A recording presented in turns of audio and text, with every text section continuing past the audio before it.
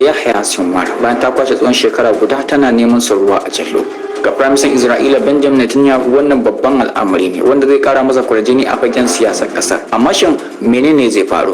Shin Isra'ila za ta dakata da yakin ne ko kuma za ta ci gaba? Me zai sauya dangane da kungiyar mayakan Gaza? Za su haƙura ne ko kuma za su ci gaba da fafatawa? To kafin dai ku ji amsa waɗannan tambayoyi ga wasu kanun labaran. Shugaban ƙasar Ukraine Volodymyr Zelensky ya makale a tsakanin wasu zaɓuka biyu.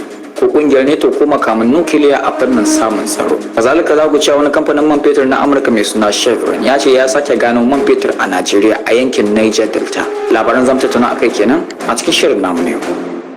Bayan Isra'ila ta kwashe tsawon shekara guda tana neman shugaban kungiyar mayakan Gaza Yahya Sinwar. A ƙarshe ta gan shi ta kashe shi. Hukumar tsaron Isra'ila IDF ta saki wani faifan bidiyo da ke nuna Yahya Sinwar da ke nuna lokacin Yahya Sinwar na ƙarshe. Jikinsa duk kura a cikin wani rusassan gini ya galabaita. Wani faifan bidiyo da Isra'ila ta saki ya bude wani sabon babi na faɗar ra'ayi a faɗin duniya. Kowa na dofa albarkacin bakinsa. A cikin wannan faifan bidiyo an nuna Yahya Sinwar na ƙoƙarin jefa ice ga jirgin maras matuƙi da sojin Isra'ila suke amfani da shi wajen yi masa bidiyo. Al'ummar duniya masu goyon bayan Gaza sun ce ko ba kuma Yahya Sinwar ya nuna ƙwarin gwiwarsa na kare ƙasar Falastinu musamman ma da jefa wannan ice da ya yi a lokacinsa na ƙarshe duk da ya san cewa ba lallai bane ya bar wannan guri da rai. Ita kuma Isra'ila da magoya bayanta sun ce ƙarya ne, sun ce wani irin mummunan ƙarshe ne mutum ya mutu shi kaɗai cikin ƙura.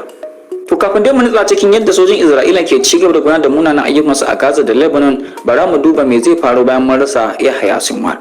Ga Firaministan Isra'ila Benjamin Netanyahu dai wannan babban nasara ce wadda za ta ƙara masa kwarjini a idanun magoya bayan sa gida da waje. Domin sun ɗauki Sinwar a matsayin maki lamba ɗaya wanda ya ɗauki nauyin harin da aka yi musu a ranar 7 ga watan Oktoba shekarar ta gabata. Da aka kashe shi kamar ramuwar gayya ce. A sabida haka Yahudawa sun zuba ruwa a ƙasa sun sha.